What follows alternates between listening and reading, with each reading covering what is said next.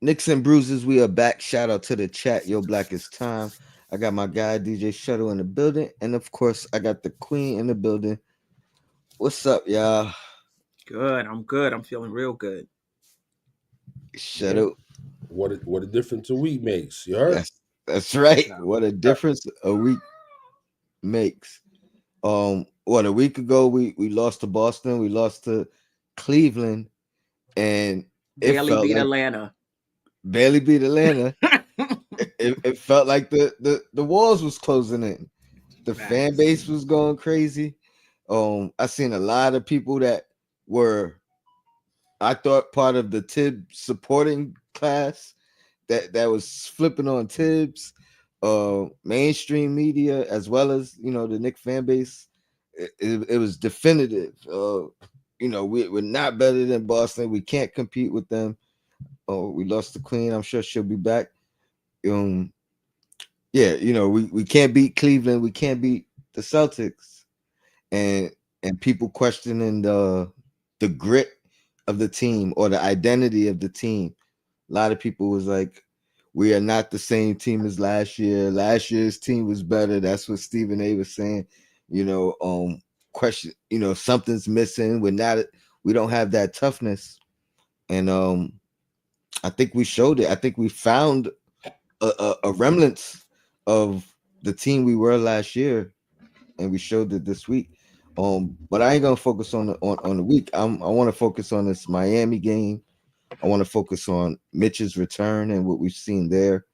Um, and some standout performances. OG looking like he heard the rumblings about him not being worth the money, and I think he had his best game of his Knick career, or definitely best game of this year, against Miami. Impacted the game on both sides of the floor. Mhm. Filled the stat sheet. You know what I mean, and that's coming off a game winner the previous game to that. So that's my little rant. But let's start with the Miami game in general. I'll start with you, DJ Shuttle. You and I was texting a little bit during the game, but would you see what stood out to you? Um, Obviously, OG I think might be player of the game for that one. What's your thoughts?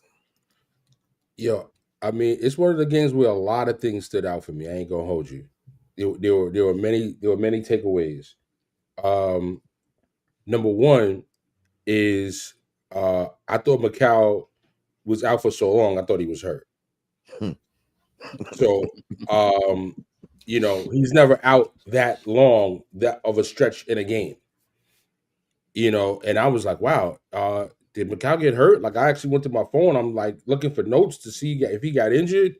I'm trying to watch on the sideline, and then, like I had mentioned to you right before we went live, it just dawned on me how much we were recently talking about the Deuce lineups Mm-hmm. being the best lineups for the Knicks, and I think that the analytics team and the coach came to a conclusion and said, "All right, well, we're gonna stick with it, and that's what we're gonna do." And that's that. It appears to be that that's what they did. I didn't see any post game or any comments, from Tibbs or whatever since, but that really really stood out to me. And I gotta say, man, the boy Mitch proved his value in that game. And if Mitch is not in that game with the way Ware was playing and the way Bam was playing, the shortage of bigs against them would have likely have been the demise of the game for the Knicks. That's the way I saw it. But overall, I thought it was a gritty, come from behind win. It's a rival team. It's a team with a lot of history. It's a team fighting to get into playoff position. So and it's a game that's at their home court. So I mean, Miami had everything to play for. Kind of. Wait, oh, nah! Shout to the Knicks mob. Shout to the Knicks mob out in Miami. Shout to the Knicks mob out in Miami. 'Cause, I mean, Knicks mob is Facts. everywhere, but they Facts. definitely in MIA. So, but just from a perspective of just the players being home and comfortable for Miami, though, it's still going to be a semi-home game, even with the Knicks mob in the building. So, yeah, I mean, still a gritty come from behind win. You don't want to see him like that against a team like Miami, but at the end of the day, Bam and Tyler are still all-star players, and you gotta respect it. I mean, a team with two all-star players is going to be typically a team you're going to have to work hard to beat, and that's what it was. And they're playing better, after the distraction of the whole Jimmy Butler debacle situation. They were actually on a stretch of playing better. So, you know what I mean? And that's Miami, well coached, you know what I mean, to your credit. I think they're always dangerous. We've seen what they've done as an eighth seed in the past. I know a lot of that credit has gone to Jimmy Butler, for the most part, but I think collectively, that's how they did it, and with good coaching, that's how they did it. You know what I mean? And then finding relatively good, very similar to our front office, finding good positional role players at seemingly out of nowhere. You know what I mean? And they continue to do that, like you said, young fella Ware was wearing us out early in that game. Pun intended.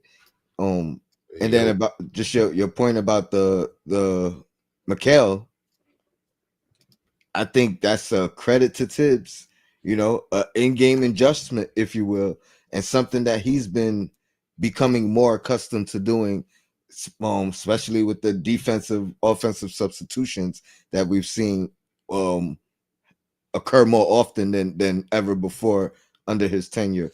Making these adjustments with, we've seen Brunson get the most rest, what I mean, in this year for longer stretches. Um, another credit to Tibbs trying to have him have energy late in the game to give the type of performances he's given in the clutch. Queen, what stood out to you, and if you want to touch on what shut well, go ahead, I think Shuttle. DJ Shadow has Yeah. something to say. Just lastly, was the precious DNP also stood out to me. Again, very obvious, and the return to Mitch, I'm sure, is a direct impact to that. Correct. Absolutely. Yeah, anything you want to piggyback off of what he said, and then what stood out to you, Miami Yeah, in particular. yeah. I think everything you two mentioned stood out to me. I'll just add to it. I wouldn't read too much into the Mikael Bridges thing in the sense that now McBride is going to be closing all of the games and Mikael is not. I wouldn't read that into it. But what it does say is, Tibbs already trusted McBride. And I don't think this shows that he's lost trust in Bridges, but I think it shows more of a willingness to Mm. lean into the lineups that work, do whatever it takes to win the game. Um, you know, Towns now coming out, I mean, I think that's something he would have done anyway because he'd done that throughout the Mm-hmm. season with Brunson. If we had somebody there to do it with, and now that we do, he's doing it. And so I'm encouraged by Thibodeau because one of the concerns I had about Mitch coming back was when Towns is at the center, we're lacking defensively. When Mitch is at the center, our offense has to run a little differently, to put it mildly. We don't have a two-way center. Mm-hmm. So it's going to be on Thibodeau to when do we need Towns? When do we need that offense? When do we need that spacing? When do we need Mitch? When do we need to, just surround Mitch with, shooters and defenders and kind of double down on defense? And when do we need to play them together? And I'm not sure, as much as the fan base is asking for that, I'm not sure there's a lot of situations in which we need to play them together. I think there are some, but I'm encouraged by Thibodeau, like mixing it up. This is what we Mm-hmm. need. We need this. We need that, because that was the question I had. So that stood out for me. The Knicks play better defense overall, whether Mitch was on the floor or not. I thought they played better defense. Josh Hart defense in particular was much better last night. I don't know if it's because he's getting, a little more rest. I'm not sure what it is. He missed 2 games recently. Maybe he got his leg. I'm not sure what it is, but his defense is better. And, I'm encouraged yesterday and in the first game, but what I'm seeing by Mitchell Robinson. But I still think Mitchell Robinson has to work his way back in terms of conditioning. And I think he has to work his way back in terms of timing, 100. because 100%. when Ware was putting it on us, he was putting it on us whether Yep. Mitch was in the That, game or not. He that's was true. wearing he was wearing us, he was wearing us out. And I'm sure Miami fans are complaining about why Ware didn't see the court in the fourth quarter, given what the problems he posed for the Knicks in the first half. But that's their problem. I like what I'm seeing from Mitch. Once he get his conditioning up, once he gets his timing better, we're going to see even more from from Mitchell Robinson, and also the bench. I think the bench has been playing better as of late. Was it the Memphis game where we outscored them? They have Hmm. the number one bench scoring in the league. I think we outscored them by 2 points. Yep. Um, 1 point, I think. 1 point. One or Okay. 2 points, but yeah, Okay. 30. I Okay. think it was 33, 34 or 32, 34. But All yeah. right. It wasn't 31-7. You know what I mean? Like, you know, and Shaman is looking a little better. Like his defense surprised us, and that's been pretty consistent. But offensively, he's looking a little better in terms of knocking down timely shots, attacking the closeouts, and things like that. So I feel really encouraged by what I'm seeing from the bench as well. Yeah. I agree. And I know we're deep diving into that, the full week on Queen's Court tonight. But yeah, the to outscore the bench of the team that leads the league in bench scoring, you Right. know what I mean? I think that Facts. was huge. And then, like you said, the bench last night, Deuce's impact last night, Yes. Oh, I didn't playing even down mention that. Correct. playing down the stretch, why Mikal was on the bench. And you made me want to say, you made me think about, because like Shuttle said earlier, the top 5 offensive lineups for the Knicks this year have Deuce in them. So I don't think it's a testament or this says anything about Mikal. I think this just means whoever it is that's maybe not having their best game this night, Deuce could come in and fill and fill that role, and people slot up or down. You know what I mean? So Right. the next game, it might be OG. It could be Brunson for some stretches. You know what I mean? Because it's 5 different lineups. You know what I mean? So you got to be taking somebody else out of there and putting Deuce in to make these lineups that are Mhm. you know plus 115, which I think was the lowest out of the 5, which is crazy. Um, so yeah, I agree. Um, and in this stretch, a lot of people have been down on Mikal after him being, benched down the stretch, but he won us at least one of those games in the last week. So you know what I mean? It's touch or go, it's hit or miss.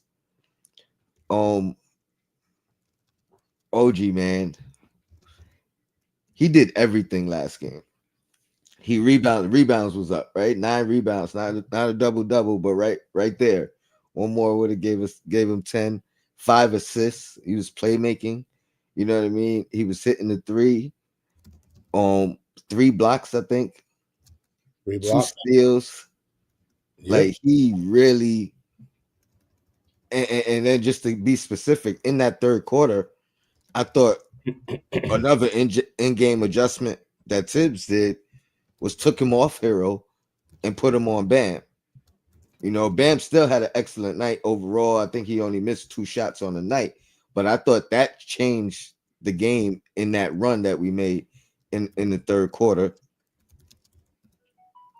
Um, what do you guys want to say about OG's performance before I deep dive into Mitch's performance? You could lead, Queen. Um. Okay. Say that again. OG's performance. What stood out to you, and how much do you think the game winner maybe boosted his confidence? Moving forward, or affected did for him. I think I agree with Shuttle. Oh, was I don't know. That might have been you who said this was the best game, if not of his career, of his season. And you really got to see um, who he is at his best. And listen, we've seen this before, but Hmm. it's been a minute.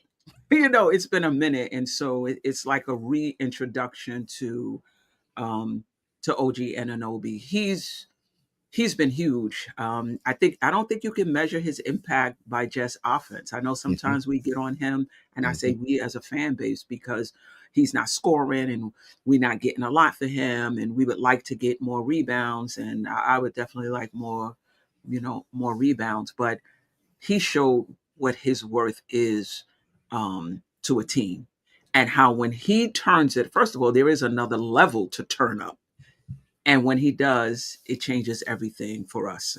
If this is going to be the OG going forward, I'm super encouraged. But I gotta be honest, I'm not really surprised though.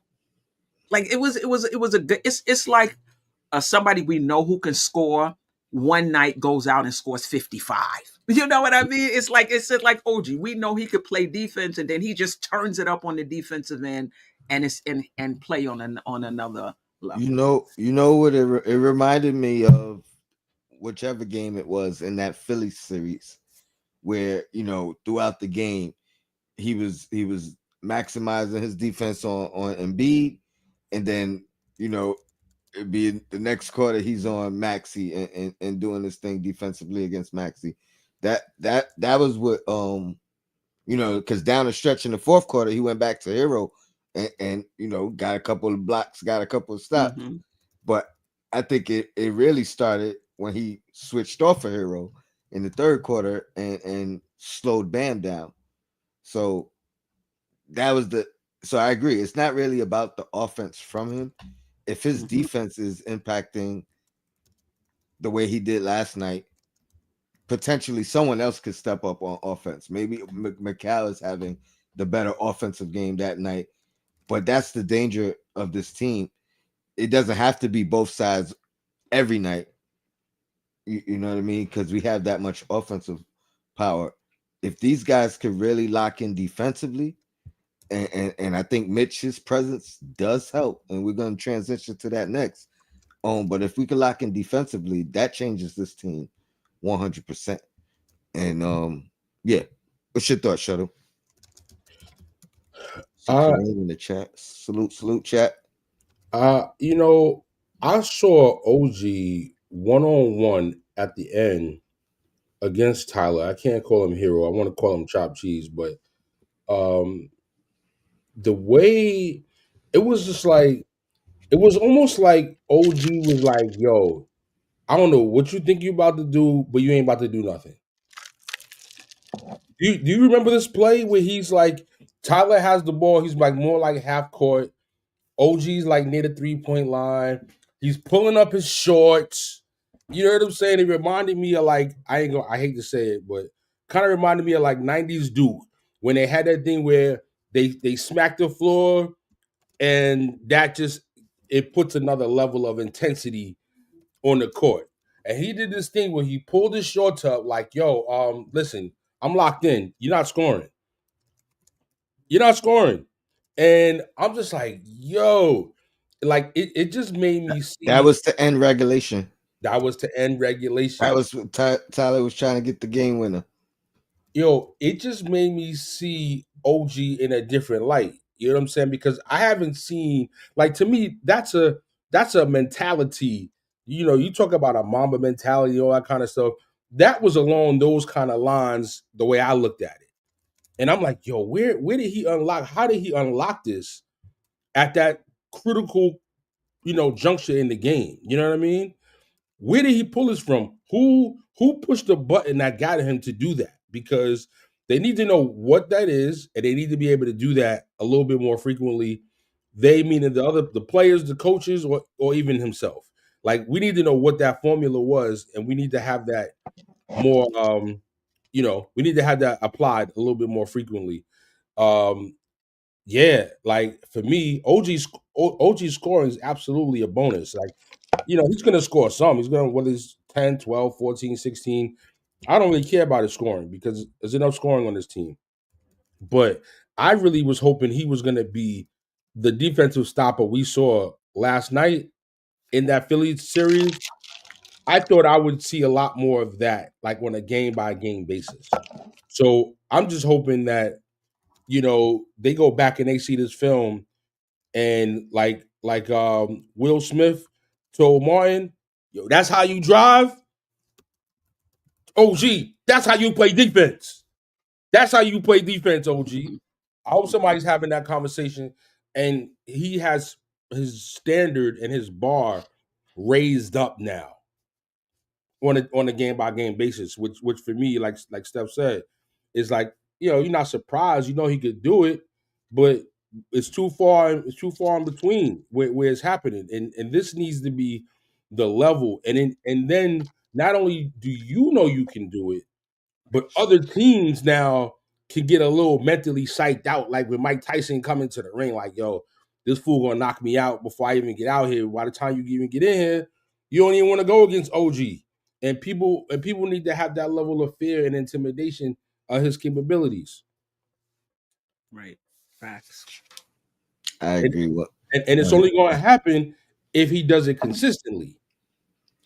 How much do you think that game winner, or do you think it did anything for him as far as boosting confidence? Lit a fire under him, anything of that nature, or just another game winner. It's funny you say that because when I watched the game yesterday and I'm doing this analysis, right? I'm like, yo, damn, it's like, yo, OG now, like, I know some people be like, oh, 27, 28, 29, he's still just reaching his prime. I'm like, I don't know. Some people, that is that case. I think some people peak at 22, 23. You know what I'm saying? It peaks are not equal. But as it relates to OG, I feel like this year is really like the level up to him starting to go to his prime. And so when I looked at the game winning shot, when I looked at yesterday's game, I'm like, yo, maybe OG is really ready to hit this trajectory to start going to prime OG. You know what I mean? And I think that shot, I mean, yo, a game winning shot, it's like people think like game winning shots happen all the time. Like, you don't hit a game winning shot. You can go a whole season and don't hit a game winning shot. Facts. And you could be a top player in the league. So yeah, I mean, it's not like he was a featured guy in Toronto. It's not like he was a featured guy in Toronto. Who missed plenty of games. You had Siakam, you had Van Vliet, you had DeRozan, you had the other point guard that I don't like. That's on Philly now, Lowry. So you had a lot of other players that demanded and commanded the ball and scoring, and he's just a supplemental guy off the bench. Coming to the Knicks is his first time as a solidified starter. He got a half a season of that, and now you coming in the training camp. All right, like, yo, you the big dog. We expecting a lot of stuff from you. So I think this is the beginning of his trajectory, and I'm sure that three-pointer to win that game against a tough opponent, coming off that Cleveland loss, coming off the Boston loss, like, it meant a lot to the team. So I feel like the team probably rallied around him a lot more than we know. I hope you're right, Shuttle. A lot of I don't. camaraderie. I don't know Oh, if I. I don't know if I agree. OG got another low. I think he has a good. I think he have good games in him. I think this is who he is. But I really hope I'm wrong, man. I think his next level is the consistency. Okay, if you want to say It's that, not the then yeah, fluctuation of night in and gotcha, night out. So gotcha. you know what I mean? To me, that takes him to another level where now, the those and not verbatim, but those numbers become a nightly basis, and not we know he's capable of it, but is he gonna give it to us Is this it the game today? numbers though with OG? When you say All right, consistency, when like what can I would be rephrase it then? consistent to Can I you? rephrase the numbers Yeah, yeah, instead of yeah, yeah, numbers? yeah. Say impact, because that's what it was. The numbers are the numbers regardless, Right, but right. the impact he had, on both ends of the court. I think if he could give that consistency, that raises him to another. Now it's not. Now it's surefire. All star as opposed to fringe. If we get a third one, can he make? You know what I mean? Like I think But it goes what to I will that say to that category. is, even when his impact is consistent, he still might not make an All Star team, because if you think about Josh Hart, Hmm. Josh Hart's impact and his show up a lot of times statistically. He's Yes, that glue guy. I think with OG's impact, his impact might lead to 14 points a game, a block, a steal, and a lot of defensive plays that don't don't even come up on the show stat up sheet. in the box score, but That's it was fair. a key skill, and it was a key steal, and it was a key block. That's fair. So I think I agree with you about the consistency. I just don't know how it would look. I agree with you that there are games in which you could not only can you see it, you could feel it, Hmm. his impact, you Hmm. know? Um yeah, I don't know how that would look game in and game And out and though. I agree with you. Even if he does that, it may not get him the All-Star nod. It might You, not, you, you know right? what I mean? I agree with you 100%. I mean, we people get snubbed every year of with Trey Young, for instance. You know what I mean? We're not talking about leading the league in assists and putting up plus 20, plus 20 points, and not making the All-Star. So I agree. He can take that next step and Hmm. not be an All-Star. But what I'm saying is it's gonna be definitely, it's gonna be in a snub conversation. It's gonna be in a potential conversation, like, oh, can he make it more definitively than not perennial. It's too Like Josh many. Hart, like Yeah, the yeah, conversation around Josh Hart was this season. I yeah, agree with that. I agree with that. 100%. um uh, let's move on to Mitch is back.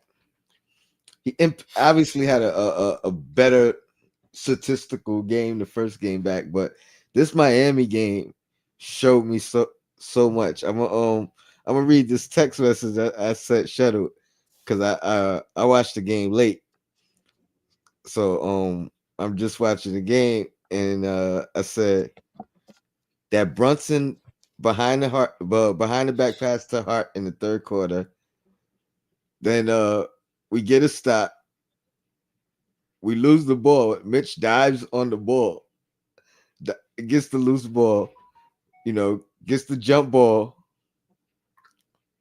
Brunson misses the three. Mitch gets the offensive rebound, passes out to OG for the open three. That was an 11-0 run, and we cut the game to 5. And just to see Mitchell Robinson dive on the floor, and it's not because he fell or tripped or you know what I mean? Like, he intentionally dove on the floor.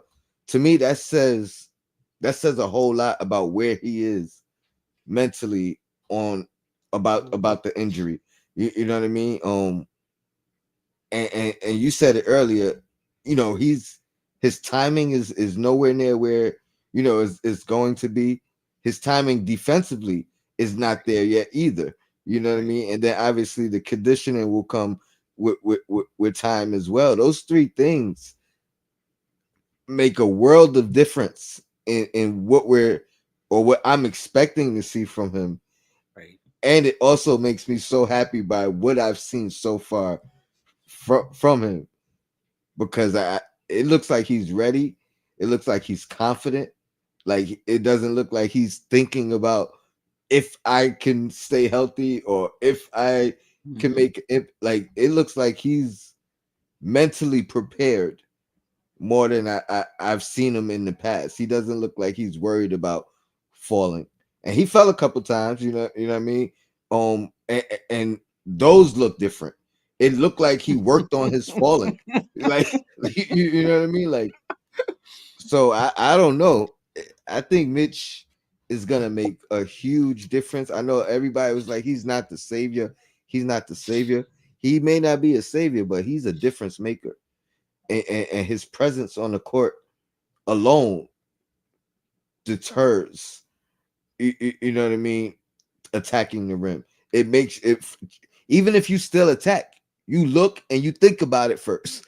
And that, Right. you know what I mean? That gives you a Right. split second or a second for someone else to help if need be. And then obviously his impact, he may not block the shot, but he's altering them. So what have you guys seen from Mitch?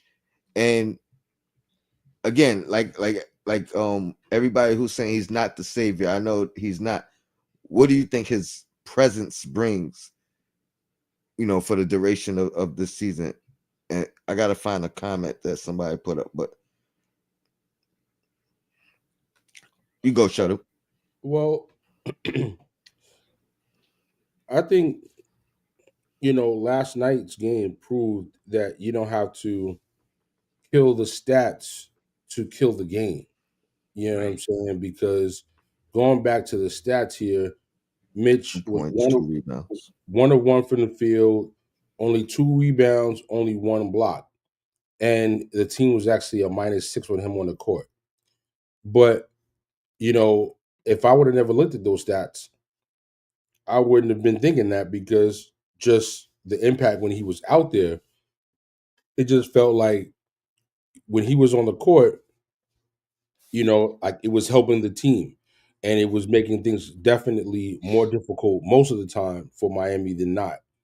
Still has a little ways to go, but yeah, to your point, the way Mitch is always on the floor, when he dove for a loose ball, I was like, wow, Mitch is actually on the floor intentionally. You know what I mean? Wow, like wow, wow, wow. You know what I'm saying? And yo, that was a great play. And I mean, I think we have heart that makes those plays. I mean, every now and then deuce a little bit, but there's not enough of those type of plays from this team. I got to be honest. That, The narrative that this is a finesse team and they're not gritty with those type of plays. I think is an accurate assessment. And man, if Mitch can do what Mitch has been known for, and he can add a little bit of that gritty hustle, type of play to his arsenal, that would be significant because again, he's always falling on the floor, for everything else, not typically diving for a loose ball. So I don't want him to get hurt. You know what I'm saying? It's like almost like a quarterback running for the extra yard or two. You know what I mean? Like, yo, just slide, homie. slide. Yeah, just slide, homie. So I don't need Mitch diving for every loose ball, but hopefully that inspires the rest of the team. Like, damn, Mitch is diving for loose balls. Maybe I need to be diving for a loose ball. So but yeah, I just think overall, like you said, he's not the savior, but a difference maker. I think that's a great way to put it. And I'm just looking forward to him just getting his 15 minutes a game, and maybe down the stretch give Towns a night off or two. Because I mean, just to sidebar this, Towns looked tired. He looked like you working at your job and you ain't had a vacation in mad long, and you ready for that 2 week vacation. That's the way Towns is looking to me. You know what I'm saying? So yeah, Mitch. Yeah, I mean, not only does the team need you for the minutes that you can play off the bench, but we need you to start a game or two down the stretch. Give Towns a night off, and if you got a quality backup, that's what it allows you to do. And yeah, I'm hoping Mitch steps up, man, because Towns. I ain't playing. Towns are tired. Yeah. I'm going to go in a different direction when it comes to Mitch. I'm going to go back to the game versus Memphis when he put the ball on the floor and scored a basket. When somebody dumped it to him underneath the basket and he did a drop step and scored. And Nah, last night's nah, that was from the top of the key. The attack Somebody, when he attacked the basket was attacked right, right. top of the key. But But he ducked in yeah, underneath the yeah. basket, and somebody Hmm. hit him down underneath, and he did a drop step Hmm. and laid it in. And then last night, somebody gave him the ball near the wing, and usually when you give ball Mitchell Robinson the ball, I'm not talking about a dribble handoff, but say Hmm. you give it to him at the free throw line, he's not going to turn around toward the basket, Hmm. and you got to literally go to Mitch, get the ball to move it along. It's one of the things that really gets on my nerves Yeah, with you're not talking about a dribble handoff, but it ends up becoming a dribble right, handoff right, because you got to go get it. I right. know exactly what you're saying. But last night they gave him the ball in space, and he passed it to somebody else. Now, I already know what Mitch can do defensively. I'm not worried. I'm not worried about it. His timing is off, like I talked about earlier. His stamina is not there. He was -6, as Shuttle said when he was on the floor. But I'm not worried about Mitchell Robinson defensively and what he's going to bring to this team. But if he can be a little threat on the offensive end, in my opinion, that changes everything for the Knicks. Now, I don't expect him to turn into an offensive juggernaut. I'm not expecting him to turn into Cat or Hartenstein, but just be somebody that the defense has to tend to a little bit.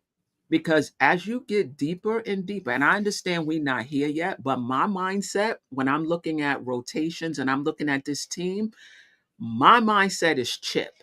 My mindset is not how many games we can win this season or what's the best seed we can get this season. My mindset is how are we looking when it comes to a championship? And no doubt about it, 50 games of prior to Mitch, the offense was there, but the defense was not there, right? I don't care if you have a top three defense, excuse me, offense. You're Offense. not winning with a bottom 10 defense. It's just not happening, right? But I feel like we could have a similar issue on the other side. And I talked about this Thursday on the show. And teams may not be able to exploit it until you go deeper and deeper into the playoffs. And that is if you're going to run out a Cat and Mitch lineup together for 26 minutes a game, teams are going to exploit Mitchell Robinson on the offensive end, meaning they don't have to tend to him. They can use his guy to cram and to crowd and roam and things of that sort. So it's up to Thibodeau to kind of figure out those lineups. However, if you could throw it into in the post to him and he can get and he can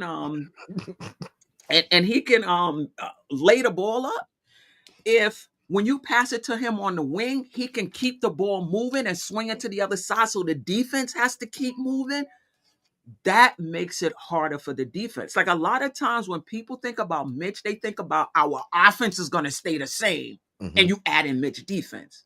No, no, it doesn't work that way. Just like with Cat, your defense suffers a little bit. With Mitchell Robinson, your offense can suffer a little bit against teams that can take advantage of it. Every team can. But if he can pass the ball and he can swing the ball and he can post up and he can, Hmm. it changes everything for the Everything. Knicks and it makes the Knicks harder to guard the deeper you go into the playoffs. So that was what I was most encouraged by when I was watching Mitchell Robinson. I agree 100%. I was gonna save my take on that for Queens Court where we cover the whole week, but I mean spot on. But just to add to the premise of that, well, let me start by saying when we first got Mitchell Robinson, and a lot of people was down on him, and I felt like I was like one of his biggest fans. Mm-hmm. Um, I always said, matter of fact, me and you spoke on this because you know his lack of offense, and my thing was he can be uh he could still have a 10-year career with him excelling at the things that he's great at. You know what I mean? That was always my stance. If the offense never develops, that he could still be a you know what I mean, a 10-year plus pro. Obviously, it wasn't talking about injuries. Just by rebounding the ball and playing stellar defense and excelling in those areas. But to your point, yeah, if he adds the offensive wrinkles that we've seen in just these two games, I think that does change everything. Everything. But I also think in the past years here, I think the Knicks was okay with him being a defender and a tough rebounder and exceeding in those areas. And all of the offensive skill set things that he worked on, I think he worked on alone. Hence why all the videos we've seen, everyone made fun of because of he's playing against his friends or he's playing at the rec center or he's outside on the perimeter. I do think this year, in the midst of him preparing to come back, I think the Knicks have been working with him individually and saying, add this, add some post game, add a hook shot, add a drop step, be a threat from the foul line to take the ball to the basket and get a dunk or whatever, not just be a lob threat. I think that big man coach that we brought in, I'm forgetting his name. I think he's had a direct effect on Mitchell Robinson. If you look, I want to say after last night's game, like in the midst of everybody celebrating or shaking hands or whatever, I see that coach walk up to Mitchell Robinson, put his hands on his shoulder. He's talking in his ears as they walk to that back room, and from a blind standpoint, it may look like just like some words of encouragement, or may even look like, oh, you could do better next game. But I thought it was, I like what we see. I thought it was, Mm-hmm. you're showing what we worked. You see what we worked on. You know what I mean? It's coming to fruition. That's the way I took it. So I do think the Knicks have put a onus on, say, hey, add this, work on this. This can help us. This Mm-hmm. changes things for us. I gotta salute the coach and make sure we give him his props because he was a valid NBA player. That's Mark Bryant. Mark Bryant. Thank Uh, after the Memphis game when he made that move for the top of the key and did the send it in, they talked to him in the post game in the locker room. He said, "You like that, huh? Smooth." Who said that? Mitch is, like they were asking him about, Nobody was happier than I was. You should have saw me in my living room. they asked him about the move. Was it something that he was working on while he's been in recovery, what have you? And he said, "Yeah, you like that, huh? Smooth." Nice. Yeah, it was just Nice. to your point, Tony, and why I was sharing that is because I do believe, like you said, they've been probably nudging him a lot more, maybe giving him some more focus and attention you. Mm-hmm.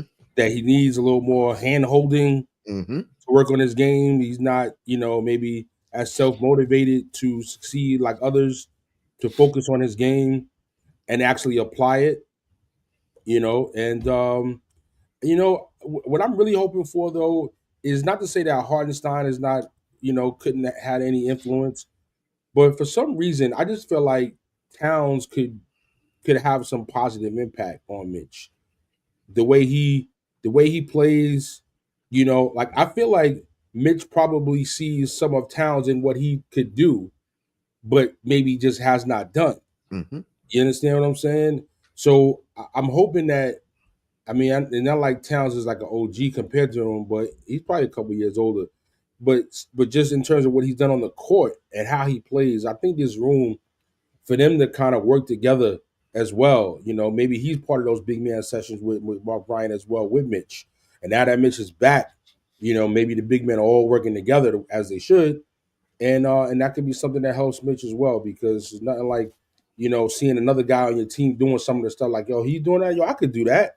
When you're playing with Taj Gibson and Mm-hmm. you know, Noel and even Hardenstein to agree. These guys are all different players, but I feel like Mitch looks at Towns as like, yo, I could do that. You know what I'm saying? And hopefully he's inspired by some of that. Yeah. And I would actually put iHeart in that conversation because I think you know Mitch was having his best year last year before the injury. He was showing a little bit of flashes of some offensive um maneuvering. You know what I mean, like every third game or whatever it was. But I also think he got some inspiration from iHeart's uh offensive input or output. You know what I mean? In Mitch's absence, he got to watch that. They had a great friendship. I think he probably got some inspiration from iHeart as well. I wanted to highlight Double D's comments. He says, "Pardon me. I hope Tom Thibodeau doesn't overextend Mitchell Robinson. Mitch needs to be available for the playoffs. He'll be a different. He'll be a difference defensively and how far we go, first round, second round, or Eastern Conference Finals. I agree that he can be a difference. I'm not too concerned with Tibbs overextending him just yet, because I do think he'll be on a minutes restriction for a while. Um, so yeah, I don't know if he's gonna. I don't think he's gonna play. I don't think we'll see a 30-minute game from Mitch. You know, He's going never into the played play. that in his Yeah, career. yeah, he's always averaged about 28. You know what I mean? 20. So I could see him by the end of the year getting up to that, but you know what I mean? I don't see him getting like overextended. I think they ease him. They took all this time to bring him back. You know what I mean? To bring him back. I Hmm. don't think they, I don't think so either. overextend him now that he is back. I think we as cautious as possible. And to me, that's why. I mean, maybe we'll talk about it now or in a few, but that's why I think bringing Moses Brown up could help us tremendously. They just said we signed Buchamp Oh, I heard he was on on the a two radar. way. Two way, yeah. So I mean that don't Yeah. count. We still got that roster spot though. Shit, I would have brought him up on that roster spot. I like that Mm. kid. Yeah. I like him. But the Knicks, they do things to manage their like. What I'm learning is just because they're on a two way doesn't mean they don't value Mm-hmm. him as a possible starter. They just like to keep their they Mm-hmm. just like to Options keep their open. flexibility and Yep. keep their options going. Unfortunately, I have a client at 6 o'clock, so Yep. I'm gonna have to No doubt. I'll see you at 7:30. third week. Yeah, we got a lot to talk about. I just want to say this last thing. Like we there was a lot of talk about the 0-7 against the top teams, and listen, that's legit. But I don't want to lose sight of the fact that this Knicks team is now 40-20, has been third place in the Eastern Conference for most of um, the year without a great defense, without even an adequate defense. And you can argue, rightfully so, that we probably wouldn't have went far in the playoffs. But I don't want to just glaze over that and focus on the 0-7. This team is Mm-hmm. fun to watch. If you've watched the Knicks for a very long time, they're in the beginning of their process in terms of winning a championship. And you look back to when forget Philly, when Boston just started, when Mm-hmm. Milwaukee the team that won was very different from that team that opened the window for them. And I think it's the same for us. When we finally win the chip, I don't know, maybe only four people from this team might be on that team. But it's just good that we're here and we Mm-hmm. have that opportunity to tinker and what works and what doesn't work. It's just a really good place to be. Then, Sam, when we gonna have that draft party? Did you get in touch with the guy? Are we going to be able to go back to Atlantic City, DJ Shuttle? Are you going to be DJing at the draft party? Like, this is the conversations we would be having in March, trying to get ready for the draft. You know what I mean? Yeah, can we get a trip to the summer league? Right, right. Like, Different conversation right now, man. So I'm super happy. no doubt. Before you go, I just want to say the only thing that I hate that the narrative has been the Knicks can't beat the elite teams, and my thing was say we can't beat 3 teams. Don't say the elite teams like there's a bunch. You know what I mean? Like there's a whole Right, list right, of it. right, right, It's right, three right. teams, and the fact that we no, we're fourth amongst them. You know what I mean? Give us our credit for that because this is year one. And to your point, Queen, it's not the final roster. You know what I mean? Like this thing has potential to still move around and change and get better. But Queen, I'll see you at 7:30. I'm gonna chop it Yeah, up with Shuttle for five, you're 10 right. more minutes. All right. Appreciate you guys. Appreciate you, Appreciate you. Shuttle. All right. Appreciate the chat. All right. Bye bye. Beauchamp, what's your thoughts on him? That signing. I mean, I did. I was trying to look it up while she was talking, um, and I couldn't. I couldn't find it. You got a let's see link on who. that? Nah, well. First, I'm trying to see who put it in the chat so I could throw that up. Yeah, put that up. Um, well, my mouse is acting crazy. Who somebody who put it up in the chat that we I, signed him? I didn't see it. I don't know. No, I was talking to the chat. But That's Marjan Bouchamp. yeah, yeah. I know he's a wing. He was on Milwaukee, right? Early in the year or drafted by Milwaukee. I remember a lot of people in the draft He wanted was him. he was on the Clippers. Yeah, but he was drafted by Milwaukee. Right. He I was on believe. Milwaukee. Milwaukee traded him. Yeah, and Milwaukee they traded him this season. hmm yeah, and then the Clippers waived him. Yeah. So for Milwaukee, he was averaging 4.7 minutes a game. So he ain't really playing basically. Yeah, I know he a tough defender. I don't know. I think he's a limited offensive guy, offensive skill set. Yeah, I remember him having looked like he had good defense though.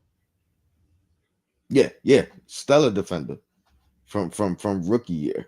From jump. Um, but what's your thoughts on Moses Brown? And you know, I think with Huckporty going down, with Sims being moved, with Mitchell Robinson slow walking, you know what I mean? Like we gonna slow walk his return. I think we could use him. I think he already has NBA experience, league experience. Obviously, been on the Knicks G League team this year, performing. I think he was on the All Star team in the G League. You know what I mean? Like, so one of the top performers in the G League, and came up with Dallas and had what 20 and 10. He got busy. You know what I mean? Well, Trav B. Ryan salute said Sham just reported it. so whether it's Moses Brown or not, just to be clear, I think that Another big. it needs to be a big. I was having that convo with Steph off the line. It has to be a big that gets the full year contract that can play in the playoffs. You know, like everything you just said, and that was exactly what I mentioned to her. With Porty being out for 6 weeks, basically that means, unless you have a deep run in the playoffs, to conference finals or finals, he's probably not even going to be available. With Mitch's instability in history, with Towns looking like he's, ready for vacation physically, you know what I mean? Like you need a big man. You need a big man on standby right now, a lot more than you need anything else. You got Campaign, you got Deuce, you got Shamit. You got them guys. You got Bridges. and OG who, are very flexible guys, on your team already. You got Precious, you even got Tyler Kolek, and you got Dadier. If you had to play them guys that are already on the roster, know the Hmm. team, coached up.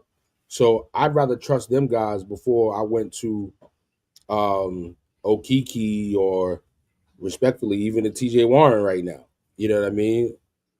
You know, and those guys are not going to be worth what they're going to do is not going to be worth signing them to a full contract. Those are guys that need to be on the 10 days. TJ Warren, that is Okiki, that came up. Those guys need to be on 10 days. The full contract to play this season, to play into the playoffs, has to be a guy that can be at least 6'10", 6'11", or taller, and can go up against a legit center. Does the 10-day contract, the 10-day contract doesn't count as far as eligibility for a playoff roster? The Knicks have one slot that can they have two 10-day slots, and they have one full slot. I mean, not including what was just reported. Like prior to Yeah, that news, yeah. it was two 10 days. So it's 1-1 now. And Oh no, they gave him a 2-way. okay, so we got one 2-way out the way, which means you could play. You could play like you might not play in the playoffs. I don't think Yeah, the that, 2-way that's play in the playoffs. yeah. I don't think so either. But there's a deadline for you to be signed to be able to play in the playoffs. Okay, Do you know when that is? I'm gonna tell you in 10 seconds. Because that's my whole thing. Shout out to Sharon. He says, "I'm sorry, I actually watch a lot of G League games. I'm not impressed with Moses Brown." Um, I guess the good thing about that is you are very hard to impress, Mr. Sherwood. So, um, I don't think again. I think he would help as a active big body. Um, I don't know if he would automatically even get rotational minutes, to be honest. But to have him available as an insurance policy, and obviously, knock on wood, I hope Mitch is healthy down the road for the rest of his career. But just somebody that could step in his absence. And what I do like about him in that comparison, he brings that same type of game.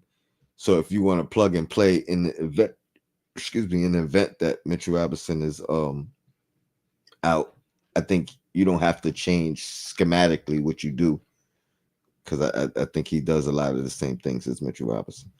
But and I don't know of any better bigs available at this point that are legit 7 foot. The other people on the list is bringing Taj Gibson back. I take Moses over Taj at this point.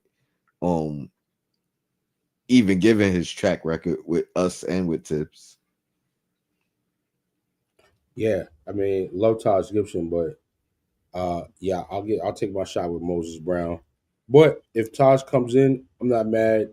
This team, even though Brunson's a good leader, it's a whole different thing when you got an old head that's in the locker room. You know what I mean? And there's no old head in this locker room. You know, I like to see the team with an old head in the group. I So like to you see. would I'm not saying I want them to sign Taj. Don't get me wrong, but if they did, I wouldn't be mad if they got him. Because you know there's something to be said about having an old head in the lineup. I Not I mean in the locker. I wouldn't be mad. But to your what I mean, like you said, I would take some other guys first. You know what I mean? If all other options off the table, at the very least, he knows what coach he can fill in if need be for 10 minutes, and Tibbs is gonna play him, out of breath and everything. Right? No, keep going. I need You know, 20 minutes. and more than that, he's going to be good for the guys in the room. At this point, though, I think the guys that learned from him, like I don't think the guys on this team need to really learn the things that Tibbs like. I feel like they're seasoned already. You know what I mean? Like I think Mitch got his you know what I mean, got his lessons from Taj already. I don't know how much more he could. Huck Porty might be a guy that could learn some things. You know what I mean? I could see that dealing with injury, longevity, things of that nature. But other than Huck Porty, I don't know who else he's helping as a locker room guy. Well, you got Travis Ryan said he wants PJ Tucker. Uh, I mentioned him early in the year when I thought he would be waived by the Clippers, but now I don't think so. I mean, he brings that toughness that we thought, you know what I mean, we was lacking, but it ain't James Johnson toughness. You know what I mean? Like I think he's washed too. yeah, I definitely washed, and Yeah, I take Taj first. I mean, yeah, I definitely take Taj, who's been here and knows the temperature in the room already. Ain't gonna be mad about did not play coach's decision. You know what I mean? Ain't Yeah, gonna be. I don't know what we're gonna get with PJ Tucker. He makes me a little nervous. Yeah, the fact that he was, ready to move on from the Clippers over the playing time, that told me everything I needed to know about him. Like, if you ain't willing to accept the role with like your peoples, like your friends, and be a distraction there, I think the risk ain't worth the reward, if there's a reward. For some reason, I think he liked the lemon pepper wings venues a little too much too. He might not be somebody that need to be in New York. Yeah, If you know what I'm saying. yeah. I mean, he said, you said PJ ain't gonna play. PJ ain't gonna play. Neither is Taj. These are people for the locker room. But that's my thing. I think wasn't his beef with the Clippers overplaying, over not playing. You know Nah. what I mean? Like, And at least if Taj comes, he gonna be like, if they try to play him like 15 minutes, he gonna be like, yo, what's up? Why I'm playing so much? You know what I'm saying? um, I thought I was just here for mentorship. What we doing? what I do though, I do think PJ would help with like the toughness, the mental. You know what I mean? Mental toughness, hard foul, break. You know what I mean? Like Oh yeah. things of that nature. But If they need to throw somebody in the game for a hard foul, PJ Tucker is somebody that can absolutely handle that. You know what I'm saying? He will definitely handle that. So you know, yeah, I probably go Mo Bamba before PJ for sure. Before Taj, really, I might. Yeah, I think I would go before Taj. Just because it's more. Now we're talking about upside. Now we're talking about, you know what I mean, maybe being here beyond the season. beyond the season. You trying to trade Mitch in the off season? I see what you're doing, Tony. No, I am not. I am not. No, I'm messing with you. I'm messing with you. I see the rumblings out there though. I see the rumblings. A lot of people talking about it. And I mean, here's the thing: if we're gonna improve the team and trade for somebody of value, chances are Mitchell Robinson does have to be a part of that. Considering we don't think Josh Hart is, we don't think some of those main guys are. So he's the next guy with the most monetary value. But now I want Mitch healthy and here for the long run, and I'm only looking for a break glass in case of emergency as that final roster spot for that center position. Um, I think Precious is capable of moving to the four as opposed or better suited playing the four than the five. So I think he could spell OG at times. I think we have enough, like you said, wing depth, even if it's on the shorter side. As you go down the list, I think we could still mix and match with those guys at the wings. I think center is probably the most important position of need, even if they don't play. just to have a guy. Yeah, it's just like having a backup quarterback right now with the center position. Yeah. Or that third string point guard. You know what I mean? When you don't got a Brunson. You know what I mean? That third string point guard used to be super important. Yeah, yeah. So I mean, listen, you got campaign this year, and you got Kolek as a third string. Deuce's kind of pseudo shooting guard, really more than point guard, and it's been working out. But yeah, this was a great show. Any last words? Any last points that you want to get across? Um, I went through the lineup, went through the schedule. Um, I got 14-8 the rest of the way, 54-28. 54. Okay, 54. You know what I mean? It ain't 56, but I'll take 54. 50 plus is great, man. It ain't 56, but it ain't 36. It sure ain't. All right, Um, let's keep it. Let's keep it on the positive. So yeah, 54 as of right now. I'm at 54 wins. Mo. yeah. I mean, I'm with you. I ain't do a full breakdown of the schedule, but I tell you what, these last three wins and figuring out how to win down the stretch. We didn't even talk about Brunson and you know clearly in the running for or in the lead for clutch player of the year. That award. I didn't know there was an award.